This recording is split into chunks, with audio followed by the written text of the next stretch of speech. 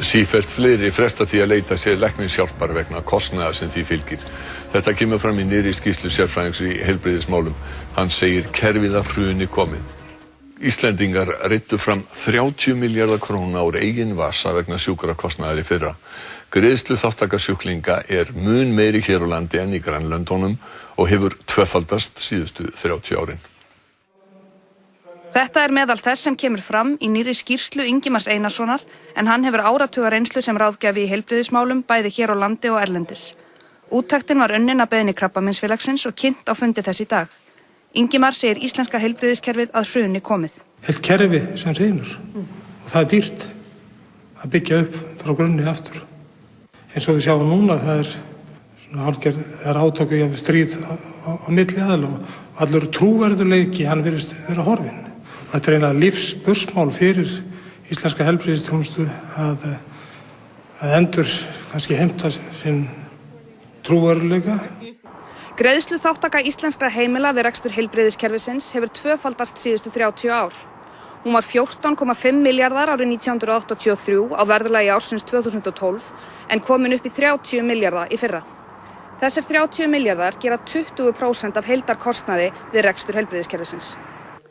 Og í samfélagi sem vilji kenna sig við velferð segir Ingimar það hlutfall afar umhugsunarvert.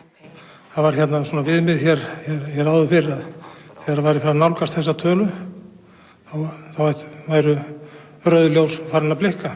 Sérðu fram á að þessi þróun muni halda áfram í þá átt sem hún hefur verið að gera síðustu ár?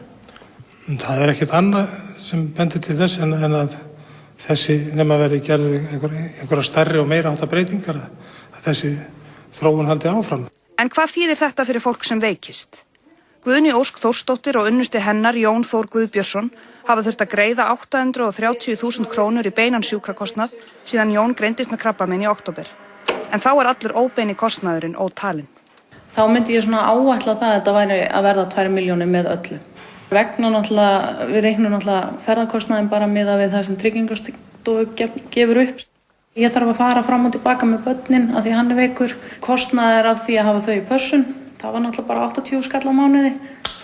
Þá engin afsláttur á því. Í skýrslu Ingimars kemur fram að fjöldi þeirra sem fresta því að leita læknis vegna kostnaðar hefur fjölgað 50% síðan 2006.